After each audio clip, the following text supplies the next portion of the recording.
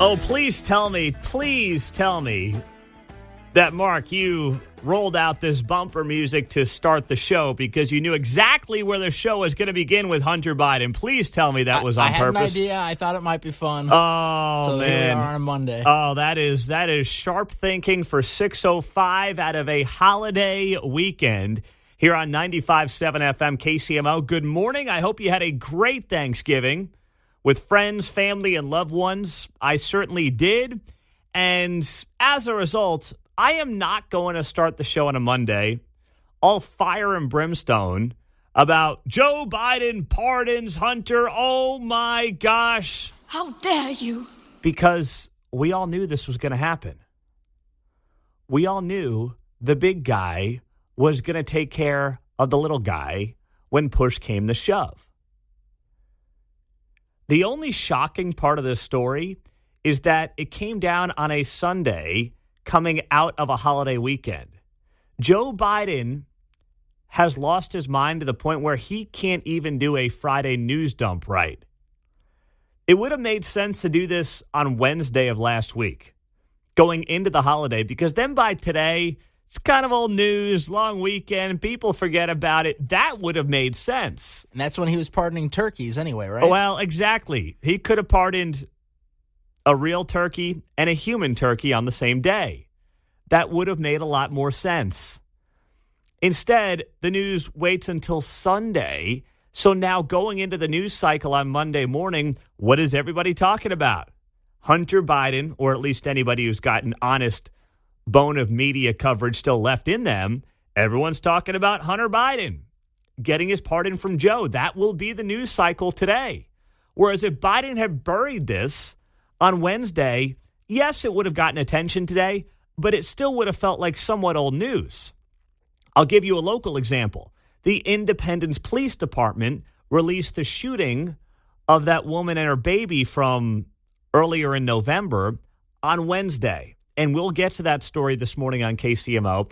I don't think it's a coincidence, even though the video is not what some people are making it out to be. It's not a coincidence that a body camera police shooting is finally released the day before Thanksgiving. That's not by accident. Things like that never are. But Biden can't even do a news dump right. He's so lost at this point. So in case you missed it, in case you're just catching up, Joe Biden did give a full and unconditional pardon to Hunter Biden. And here's what the pardon says here. For those offenses against the United States which he has committed or may have committed or taken part in during the period of January 1st, 2014 through December 1st of 2024, included but not limited to all offenses charged or prosecuted, including any that have resulted in convictions, by Special Counsel David Weiss in docket number blah, blah, blah, U.S. District Court of Delaware, number blah, blah, blah, in the United States District Court for the Central District of California. Can I get one of those for Christmas? Yeah, no can do there, John. I don't have that kind of sway, man. If I did, I wouldn't be sitting here right now. I promise you that much. In testimony whereof, I have hereunto signed my name and caused the pardon to be recorded with the Department of Justice. It's pretty amazing. It's pretty neat that Joe Biden knows exactly when his son's criminal activity began. A decade worth that he cleared Hunter Biden, including the last couple of years of Joe Biden being the vice president under Barack Obama. You think that's just a nice little coincidence? Huh. And I was told by Joe Biden himself back in June when he was overseas for the 80th anniversary of D-Day, he told David Muir of ABC News, there's no way he would ever Hunter pardon. Nah, not a chance. As we sit here in Normandy, your son Hunter is on trial, and I know that you cannot speak about an ongoing federal prosecution. But let me ask you, will you accept the jury's outcome, their verdict, no matter what it is? Yes. And have you ruled out a pardon for your son? Yes. He's ruled out a pardon for his son. What's pretty amazing, too, is that if Joe Biden didn't want Hunter to do jail time for his tax and gun convictions, he could have just commuted his sentences. He went further for a 10-year immunity bath. And the only way to explain that is because there's more to hide. Now, here's the thing. We always knew there was more to hide. You would have had to have been naive or part of the Biden family to not genuinely believe that there was always more to hide. If nothing else, this news today brings a smile to my face. And I know you're probably like, wait, no, this can't make you smile. No, this makes me smile. And the reason it makes me smile is because so much of what many of us reported and talked about over the last couple of years is more or less being proven true.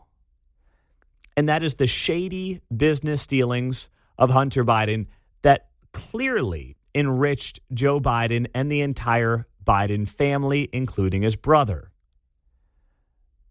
Joe Biden spent the last 40-plus years on a politician's salary. Now, yes, there was the 4-year window in between leaving as VP and running in 2020 where he made boatloads of money because that's what happens to these people who have no skill sets when they leave office. They lobby, they give speeches, and they make boatloads of money. Look at Barack Obama, right? Trump's the only guy who, for the most part, went into office very rich and has come out less rich, more or less, at least thus far.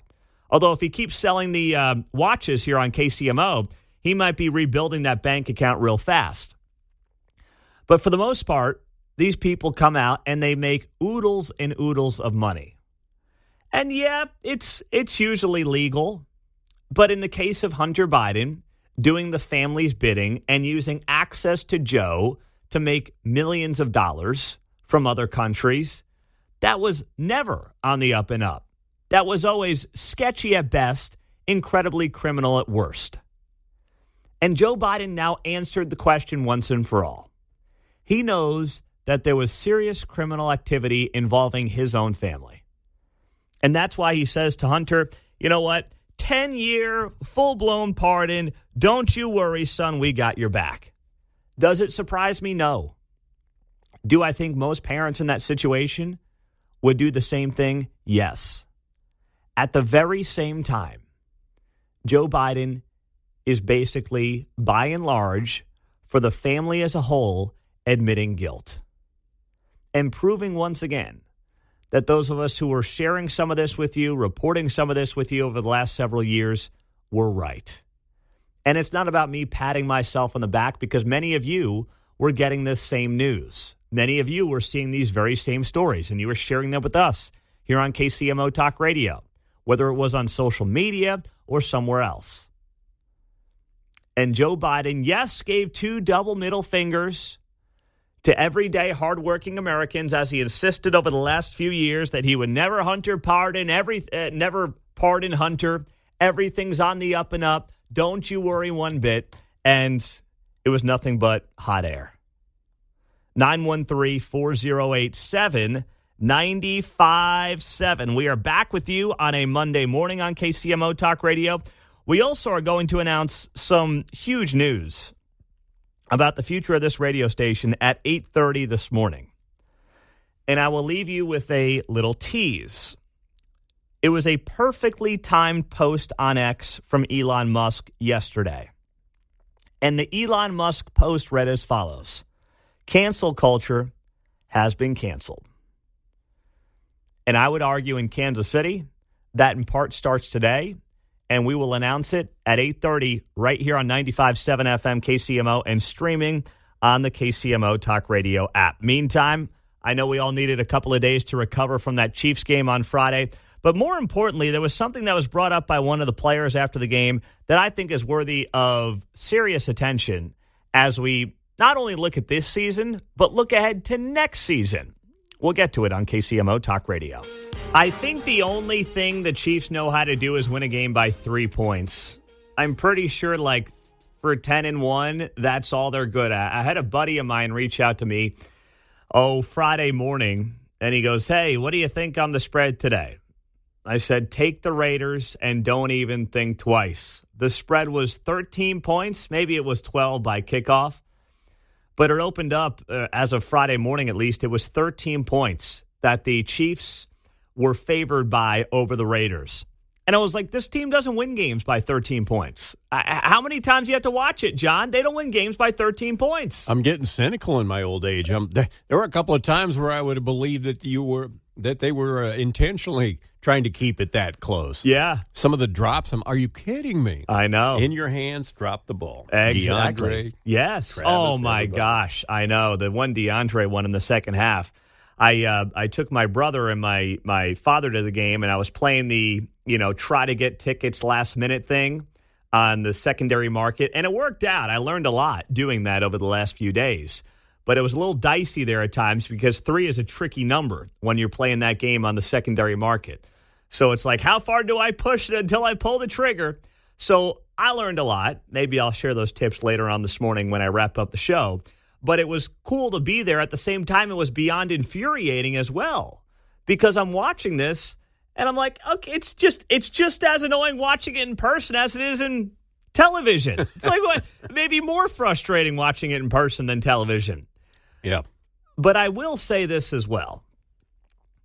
Chris Jones is on to something when he talked after the game about how the schedule, not that it's necessarily been overly burdensome, but the way this schedule is backloaded, with the Chiefs getting set later this month to play 3 games in 10 days, considering their bye week felt like it was at this point in the spring. Their bye week came in week 6, which was the second week of October. So that's an early bye week to begin with. And now you're getting set for this stretch run here, going into the final month of the regular season, where you've got the Sunday night game coming up against the Chargers, and then you play 3 games in 10 days. December 15th, you take on the Browns in Cleveland. Then you come home on Saturday, which will be December 21st. You've got a noon game on NBC against the Texans. And then you turn around for a Wednesday, Christmas Day, noon kickoff in Pittsburgh. That is week 15, week 16, and week 17. 3 games in 10 days when your bye week at that point will have been well over 2 months ago. And Chris Jones said on Friday he's going to the NFL Players Association and he's going to be complaining about this. Hey, listen, man, this is one thing I'm doing this offseason is going to the NFLPA, especially with us having like 3 games in a 10-day span. That we're mandatory to have a late bye week. You know what I mean? Because with our schedule, it's kind of awkward, to say the least. We play 3 games in 10 days. Then we got a Christmas game coming up. 4 days after that, we got another game. You know what I mean? So I think that's a conversation to be had this offseason. If a team have somewhat of a schedule like that they have a mandatory late season bye.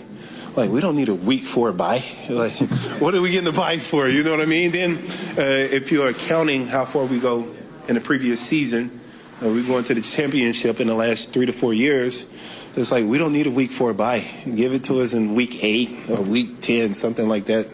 Well, technically, it was week 6, but his point is still well taken. Here's a team who has played, obviously, more football the last 2 years, given the fact that they've gotten to the championship, gotten to the Super Bowl the last 2 years than any team in the NFL. They now have this season where they are playing a game on every single day of the week except for Tuesday. They have Sunday games, obviously, Monday, no Tuesday. They've got a Christmas Day Wednesday game, obviously Thursday for Thursday Night Football. The Raiders game on Friday was on a Friday. And then they have Saturday games later in the year when they take on the Texans. The Chiefs are playing on every single day of the week except for Tuesday this year. Now, no one is going to sit there and cry on behalf of the Kansas City Chiefs. But it is fair to at least bring this up. It's not unreasonable to sit here and say, hey, this does take a toll on these guys, especially when you're talking about 3 games in 10 days. Now, is this why I think that this team can't win a game by more than 3 points? Absolutely not. That's not what I'm saying at all. 2 things can be true at once, sir. Thank you very much, John. And that's exactly what's going on here. It's not the reason they're struggling necessarily, but this can absolutely factor in to maybe issues they might have come playoff time. Playoffs, yes, I'm going to talk about it because they've officially They've clinched a made that. playoff spot. If they lose out, they're still in. If they lose every game the rest of the season, they will be in the playoffs. Playoffs? That's right. Don't talk about it. Playoffs? We can do you it. You kidding me? Playoffs? I just hope we can win a game. Well, that's frankly probably more than 3. Yeah. That may be how Andy Reid feels right now, even though he's got that playoff berth all locked up. But taking care of these guys' bodies is important. And the NFL plays a good game, no pun intended with that. They talk about, making sure guys' safety is a priority.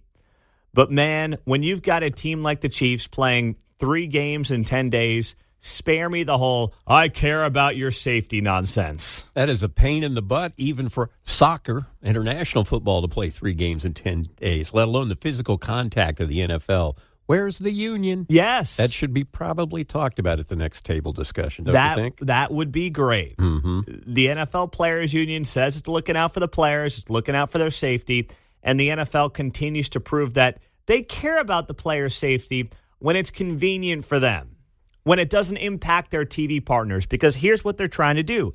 They're trying to get the Chiefs on as many of their, if not all of their TV partners as much as they can. That's the name of the game here. I was going to say, relative to the time, the Chiefs will draw a crowd whenever they're on. There's no need to move them all over the map, right? Exactly. Yeah. Exactly. I mean, if you want to give it to Amazon or NBC or whoever, that's fine. I get it. You got to reward these partners who are paying you billions of dollars. But does it have to be Fridays, Wednesdays, and Mondays, and Thursdays, and Saturdays, and Sundays, for crying out loud? Enough. Meantime, I'm looking up at the screen here, and I see one of the TV networks showing all the fights from college football this weekend. My gosh. Went to a college football game and a hockey game broke out there. I will get to that this morning here on KCMO because it was a crazy weekend on that front as well. Speaking of crazy, some people are upset about who Donald Trump appointed as his FBI director. I'm here for it, man. We'll get to it next on KCMO. Well, as you were dealing with a face stuffed full of turkey and stuffing and mashed potatoes and maybe taking some time away from the news cycle, Donald Trump was naming Kash Patel as his FBI director. And according to some interesting reports, it sounded like it was down to this guy, Kash Patel, and Andrew Bailey, the Missouri Attorney General. It sounds like, according to CNN's reporting, that Andrew Bailey, RAG, right here in the state of Missouri, was one of the 2 finalists to be the next FBI director. Now, Bailey was also in the running to run the DOJ. Of course, that went to Matt Gaetz and now has gone to Pam Bondi. But it goes to show you that Andrew Bailey is well regarded in many Republican and even obviously MAGA circles. So that's a pretty interesting development, but of course he did not get the job. According to CNN's reporting, Andrew Bailey was Trump was unimpressed with Bailey's interview at Mar-a-Lago. Now, I have met Andrew Bailey on multiple occasions, stand-up guy, served the nation, veteran, the whole deal. Very impressive guy. But I could see Andrew Bailey maybe having a couple of nerves as he gets set to sit down with Donald Trump at Mar-a-Lago for an interview. That would not shock me. Whereas Kash Patel is the kind of guy who has done more media, little smoother potentially in his delivery, in his presentation. I'll give you some examples of that coming up. And ultimately, Kash Patel was the guy who Eric Trump, Donald Trump Jr., and Stephen Miller wanted to get this job. Now, who is this guy, Kash Patel? Well, I'll give you some of his background here, and I do think he's an excellent pick. I would have loved Andrew Bailey.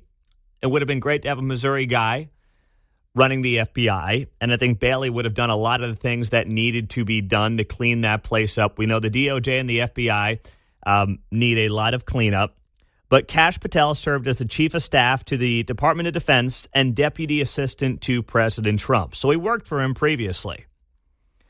As the chief of staff at the DOD, his responsibilities included implementing the secretary's no-fail mission with our 3 million-plus employees operating a $740 billion budget and $2 trillion in assets. He served as Deputy Director of National Intelligence. He oversaw 17 intelligence community agencies. Cash led Donald Trump's counterterrorism mission as Deputy Assistant to the President on the National Security Council. And he helped Donald Trump on his top priorities, including eliminating al-Qaeda and ISIS senior leadership and safely helping dozens of American hostages. Cash served as the National Security Advisor and Senior Counsel for the House Permanent Select Committee on Intelligence. He worked as a national security prosecutor at the DOJ under the Obama administration. He led investigations spanning multiple theaters of conflict and oversaw the successful prosecution of criminals aligned with al-Qaeda, ISIS, and other terrorist groups. And he began his career as a public defender. So this guy is clearly more than capable of doing the job. But there are a lot of people who are, maybe not feeling so great about Kash Patel potentially serving as FBI director. And here's why. Because Kash Patel is not willing to play the game the way that many in the FBI want it played. This notion of we are above the law and nobody will ever question us. Nobody will ever ask any questions of us. Here is Kash Patel talking on a podcast last year about what he would do when it comes to the intelligence community. The other thing that I put in the book that I recommended the boss to do hits on this. We need a 24/7 declassification office. Yes. Rolling papers out 24/7.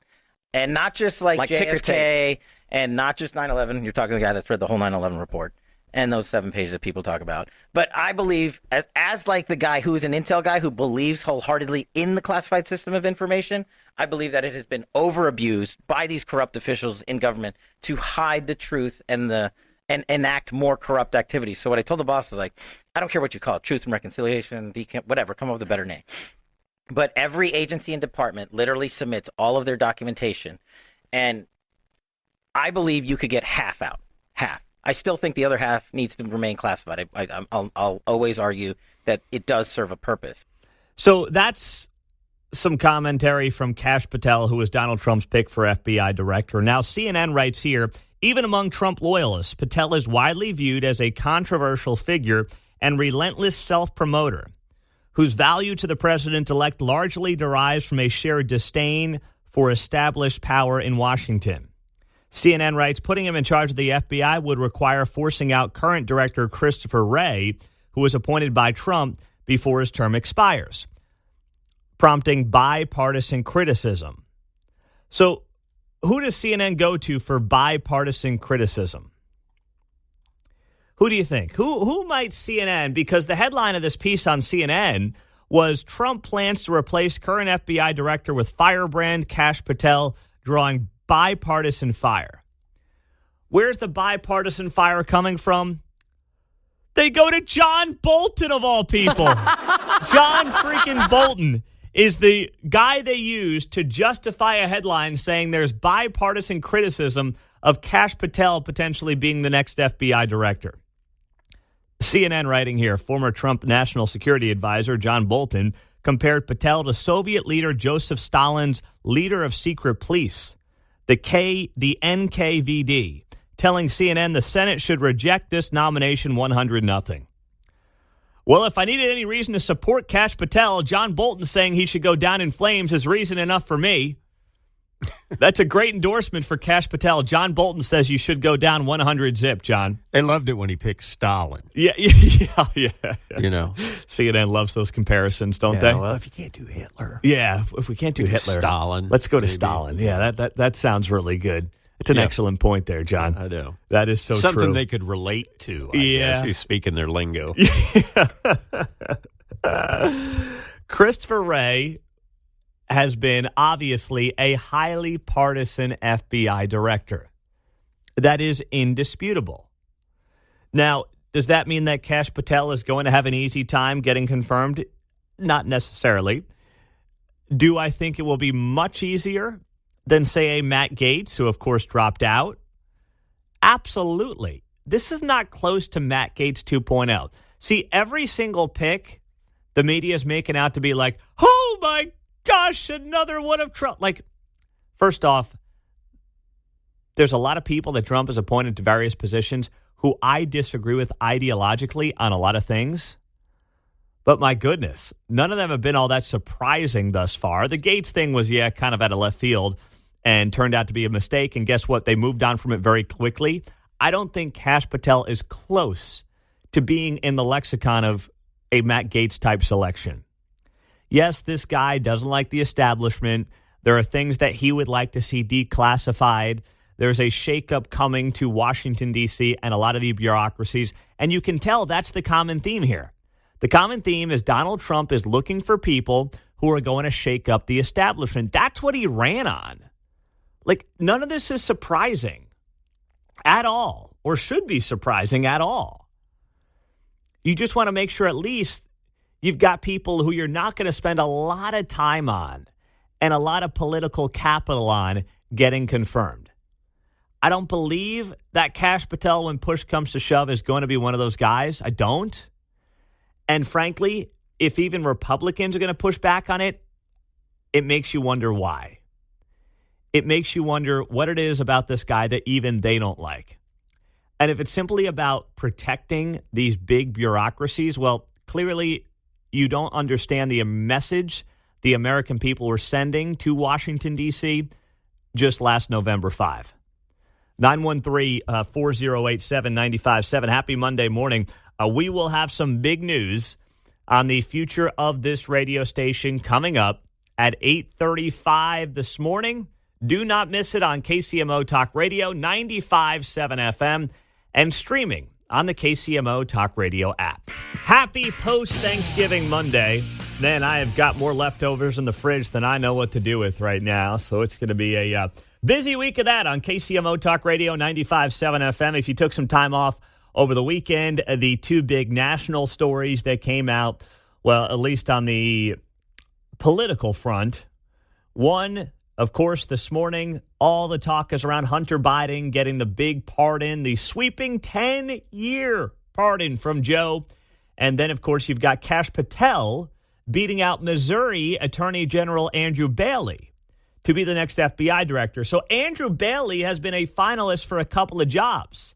The Attorney General position, and now the FBI director. Speaks highly of him, but of course you don't want to be like the Buffalo Bills of the early 90s where you're always the runner-up. But still, pretty darn good for a guy who is just getting his political career going in Andrew Bailey. Paul's in Kansas City. Hey, Paul, happy Monday. What's going on? Hey, you too, Pete. Thank you. Yeah, I agree. Kash Patel's a great pick. Remember, he's the guy that exposed the Operation Crossfire Hurricane, the FBI's attempt to run a bloodless coup on Trump using the Steele dossier. That was him that exposed the lying on the FISA warrants, the Peter Strzok and all that. So he's the right guy to go in there and make sure that FBI agents don't go to school board meetings in Catholic parishes.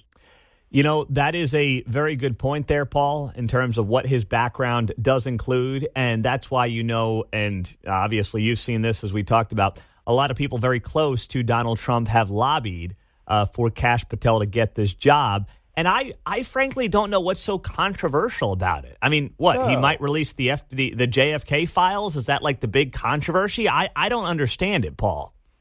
No, he's fully qualified. And when you hear CNN say controversial pick, I said, yep, that's a good one. That's well done there, Paul. Well done, my man. Brother. Oh, gosh, that's funny. 913-408-7957 is our studio line. And our text line on KCMO Talk Radio, Monday after Thanksgiving. We are here with you. We have some big news on what's next for this radio station coming up at 8:30 today on 95.7 FM. So if you're usually at the office by then, make sure you stream us on the KCMO Talk Radio app, on the website, kcmotalkradio.com. That is the best way to, of course, find us and be a part of what we are going to be announcing this morning in just over an hour and a half from now about the future of this radio station. In the meantime, I know this weekend, a lot of sports get watched this weekend. I watched a lot of between, obviously, the Chiefs on Friday. You got NFL, you've got college football, rivalry weekend, and rivalry weekend in college football took on a whole new meaning. My goodness, the fights were breaking out left and right. the worst was after the Ohio State-Michigan game. You had an all-out brawl breakout when Michigan pulled off the huge upset against Ohio State. Michigan was a 21-point underdog and won the game outright. And after the game at Ohio Stadium, Michigan players tried to plant their flag at midfield on the big Ohio O for Ohio State. And that ticked off Ohio State players, and a brawl ensued. And you even had cops on the field using pepper spray against some of the players to try to break up the fighting that was taking place. It was a bad one. You haven't seen one like that in a very long time. But you also had fights breaking out in other games as well. You had North Carolina State fight breaking out. You had a little scuffle after the Arizona State game. It was a bunch of them. I don't know if there's another one, Mark, that I'm not thinking of, but you had them all over the place on Saturday. I believe North Carolina and North Carolina State, maybe? Yes, name that one. Yes, you're right about that. So there were just, I saw a USC player got punched in the head by a Notre Dame player. That was the other one. That was a bad one. That led to a little bit of a scuffle. So there were a lot of them over the weekend. I saw a video with one shining moment. Oh, I just saw that too. That's hysterical. A one shining moment in the backdrop of all the fights that broke out at college football games this weekend. So I thought it was totally unacceptable. And I thought it made the players and the coaches look like they had absolutely no control of their teams and their situations. And here's what I think should start happening. I don't know how you feel about this, but I believe these college players, now that they're making money, should start getting fined themselves. Like I saw that Ohio State and Michigan are each going to be fined, I think it was $100,000. Because of the brawl that took place. The Big Ten issuing $100,000 fines to Michigan and Ohio State. That is chump change. These teams have contracts from these TV networks paying them $50, $60 million a pop. They're okay, and they're not feeling a $100,000 fine. But what seemed like happened to me is that the day started with this Ohio State-Michigan game, and everyone saw the brawl break out. And then after that, there were several other games where brawls were happening across college football. And it made the sport look bad. And now that we're treating these college players like professional athletes, most of them are making money in some respects. They have name, image, likeness deals that are paying them. It's not just about a scholarship anymore. I say fine the players. Now, it doesn't have to be a $100,000 fine because that's more than some of these guys are making. But if we're going to play this game where college athletes are no longer student athletes, they're just minor league pros, then treat them like that. Let's start fining the players in college football. I think it's time to do it. I saw Kirk Herbstreit of ESPN say, I think any conference commissioner who had a team or teams involved in the post-game fights owes it to his conference and the sport of college football to study the film closely, sit down with anyone involved in being an aggressor to help escalate the situation. Sit those involved for their next game, whether it's a bowl game or a playoff game. These dudes need consequences for their own good. Okay, you are not going to see players miss bowl games. But you know what will wake a 21-year-old up? When you take $10,000 out of his pocket. And it's not unfair. They're not student athletes anymore. They're basically professionals. They're being paid. We all know they're being paid. How much they're being paid? Oftentimes we don't know that. That stuff's not made public. But you know what? Break out the fines. Treat them like adults. They're legal adults, and now they're being paid as adults. So fine the players. I have no problem with college football doing that. The problem is college football doesn't have anybody in charge. You've got conference commissioners, but there's no person who runs college football. The NCAA is a neutered, worthless organization that has less and less power every single day. So the move here is, first off, find a college football commissioner who's looking out for the sport, but it's a different conversation for a different day. But in the meantime, then have the commissioners do it because they're the ones who are mostly in charge anyway. Coming up, our buddy Kendall Gammon is going to be here on KCMO. Try to figure out if the Chiefs are really all that good at 10-1. It is absolutely crazy. Now, in the meantime, I know that a lot of you were locked in on the sports scene over the weekend. That's in large part what Thanksgiving weekend is all about. Kick back, even the Detroit Lions are pretty good now, so you've got them playing on Thanksgiving. You've got the Cowboys. You've got a lot of college football on Black Friday into rivalry weekend, so there was certainly a lot to watch. And, of course, a fairly busy, although quieter, news cycle to some degree compared to where the last few weeks have been. But this you might have missed. I know many of you are not locked in to the Mountain West Women's Volleyball Tournament. Even Mark, who's looking far and wide for different sports games to bet on. You were not locked into the Mountain West Women's Volleyball Tournament, were you? Yeah, I couldn't find any bets on it, so I wasn't watching. If there's no parlay for Parlay Van Sickle, then he's out. I'm out. All right. Well, let me catch you up on the story then, and I'll tell you why it matters. The Colorado State Rams defeated the San Jose State Spartans in the Mountain West Championship Final on Saturday. And it's hard to know who's happier about this, Colorado State or the NCAA. With the victory, the Rams received an automatic bid to the NCAA Division I Women's Volleyball Tournament as the champions of the Mountain West. Kind of like the NCAA tournament in basketball. If you win your conference tournament, you get an automatic bid.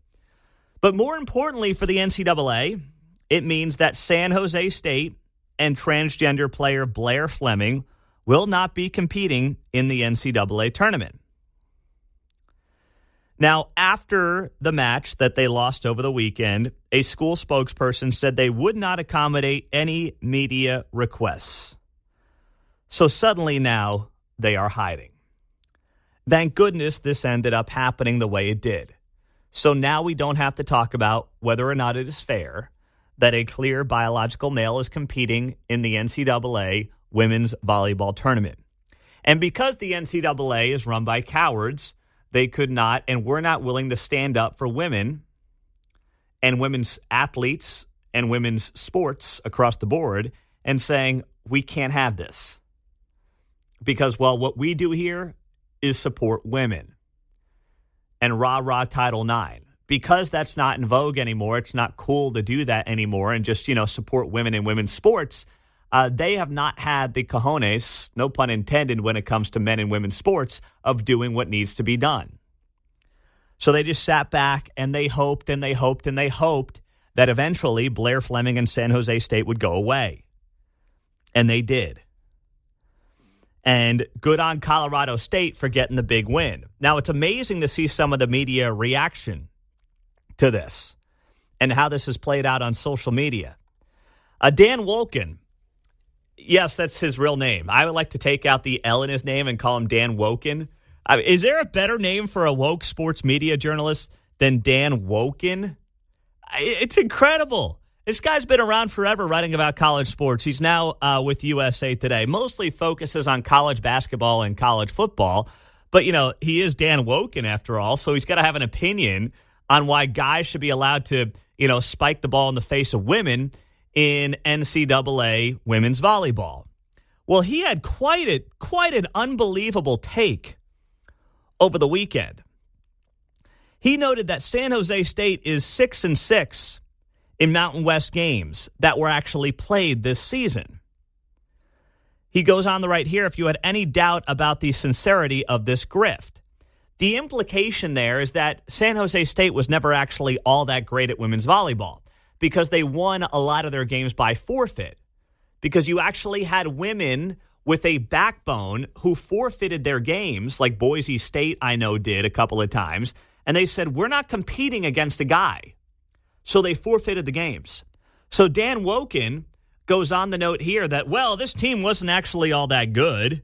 So what's the big deal? They were only 6-6 in games that they actually played. That is an unbelievable justification for allowing a guy to compete against girls. Well, they're not that good anyway. So would it be grifting if Little League parents opposed a 16-year-old playing on a 12-year-old's baseball team if he wasn't all that good? As someone who stunk at baseball, if I was 16 playing on a 12-year-old's team, I'd probably be a bit better. Would that no longer be a grift if I wasn't actually all that good and still couldn't compete all that effectively against 12-year-olds? Or would that still be inherently wrong? Of course it would still be inherently wrong. But when you're twisting yourself into a pretzel, the way some of these people do, to justify men competing in women's sports, you have to say the most ridiculous things, like USA Today's Dan Woken. Coming up next on KCMO Talk Radio. The media landscape continues to change dramatically, and is some big media figure about to lose his job? We'll talk about it next. I read this over the weekend in the New York Times. I was fascinated by it because to me it's just out of touch with the reality that a lot of us live in right now. And we are 1 hour away from a major announcement here on KCMO Talk Radio that you do not want to miss about what is next for this radio station. But in the meantime, this made me laugh over the Thanksgiving weekend. I hope you had a great one. Thanks for being back with us on a Monday on KCMO. Headline in the New York Times, Republicans built an ecosystem of influencers. Some Democrats want one too. Thank you for the laugh. That's not even the best part, John. I was joking. Says here, Democrats were badly outflanked online in the election. And progressive influencers are now trying to create networks to be a left-wing answer to Charlie Kirk's Turning Point USA. Now, pump the brakes right. Just stop right there and hang with me here for a second. All right? How did we get to this point where, yes, there are a lot of people online who obviously have a lot of influence and happen to lean conservative? And you're going to think to yourself, well, guys like Joe Rogan. Joe Rogan was like a liberal until liberals went crazy. I mean, the guy was very much more of a left-leaning figure until he was like, yeah, no, I don't think that like guys should compete in women's sports. And he just had kind of these common sense come to Jesus moments. And then he's like, well, wait, maybe I'm not a liberal. Maybe I'm really more of like a right of center, conservative, libertarian kind of a guy. And that's really what he is. He's not like some right-wing bomb thrower whose claim to fame is his politics. That's not what he is at all. In fact, he's liberal on a lot of things. But ever since the election, what you've seen is some Monday morning quarterbacking from some on the left saying, you know what the problem was? We got outflanked in the online TikTok, YouTube, Instagram world. No, you didn't. That is not what happened here. A couple billion Chinese working for you. Yeah, come on. Please. First off, how did we get to a world where Republicans and really conservative influencers gained a lot of followers in the online platforms? How did we get to that point? Well, we got to that point in a response to what legacy media was doing for decades and decades and decades, and then went on steroids over the last 10 years since Donald Trump got into the White House. The jig was up. Nobody believed that they were truly unbiased journalists anymore. They lost any credibility they had over the last 10 years. So in a world where now you don't need legacy media to get your news, people developed their own news platforms. Daily Wire, Ben Shapiro, who is on at 2 o'clock here on KCMO Talk Radio, is one great example of a company that came to be in response to what was happening in more traditional media outlets. Now, here on Talk Radio, we have always been kind of that foil to what you see on ABC, NBC, CBS, and so many of the others. And Talk Radio has been stable for a long time because of that. You know, obviously, we've grown here on 95.7 FM because of you in Kansas City sharing the show, sharing the platform, sharing podcasts, sharing the stream with your friends, with your family. So we're in a very good place. And that has just transferred over to what you're seeing in large part in the online world. On Instagram, on podcasts, on TikTok, and places like that. But if the New York Times takeaway is going to be, yeah, you know, Democrats don't have enough online media presence. No. You guys still have every mainstream major media outlet on your side. That has not changed. And I know like ABC News and NBC News are linear television programs and networks, but their stuff is still on YouTube. It's still on TikTok. It's still all over the internet. The notion that NBC News has no internet presence is comical. It's a joke. The reason that the Ben Shapiros of the world have been so effective, and the reason that Republican politicians have leaned more into them, is because they don't have an NBC News. Yes, I get it. There's Fox, but Fox is one. Stack up Fox against all the alternatives, and how every other major media outlet is leaning differently from Fox News. That's why the right has leaned into guys like Ben Shapiro, because they didn't have other options. This nonsense that, if only Kamala Harris used social media influencers on TikTok, she might have won the election. No, you guys are missing the point. White dudes didn't work? Yeah, I know. Yeah, white dudes for Harris. Well, that wasn't a presence? Was not an effective strategy. Talk about a bombshell. Who is it? The guy from Frozen. Come on, Mark. Mark knows that one. I'm not Olaf. up on the... Olaf from Frozen. You mean his YouTube live of White Dudes for Harris wasn't effective? Yeah, not too bad. I know. Not too good either. Sorry, Josh Gad. I had to take a dig at you, buddy. Josh Gad. I couldn't think of his name. If there is a guy who looks like the ultimate white dude for Harris, it's Josh Gad. Central casting. Just Google Josh Gad, and if there's ever a guy who perfectly encapsulated white dudes for Kamala Harris, it is Josh Gad. He is just perfect for that role. I mean, he was good as Olaf in Frozen, but he's even better for the ultimate face of white dudes for Harris. Like, you guys did not have an online media Taylor Swift endorsed your candidate on Instagram. Taylor, like, what more do you want than that? Billie Eilish, yes. Jennifer Aniston, Beyonce, George Clooney. Yeah, if only no-name TikTok influencers got behind your candidate, things would have gone so much better for you. Said nobody ever who's got an ounce of common sense. That was not your problem. Give it up. Taylor Swift put out a post to 283 million people endorsing Kamala. Beyonce, old school guys like Springsteen, Billie Eilish. What more do you want? Yeah, but that TikToker didn't get any money for a Kamala Harris post. That's why this all went downhill. Give it up. My gosh. 913-408-7957. Question on the text line. Pete, didn't Kamala try to pay influencers to promote her, but they said no? Not that I'm aware of. I mean, they burned through $1 billion+. I'm pretty sure there's plenty of people who are taking that cheese. Yeah, I'm not sure who said no. You got all the freebies from the blue hair and the purple hair and the green hair and did very well. All kinds of free stuff on there. Big time. Big time. Now, speaking of things happening in media, so this was overlooked over the last few days. It came at a good time for our good friend and our good buddy Al Sharpton. Show some RESPICT. MSNBC says that it was unaware that Kamala Harris's campaign paid Al Sharpton's nonprofit $500,000 shortly before Harris sat for a softball interview with the cable host.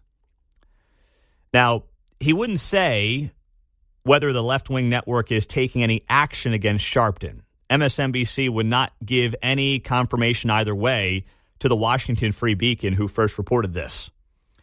But it's obviously a horrible look that appears to violate network policy. Other network hosts like Joe Scarborough have been publicly reprimanded for their failure to disclose making rather than receiving political donations.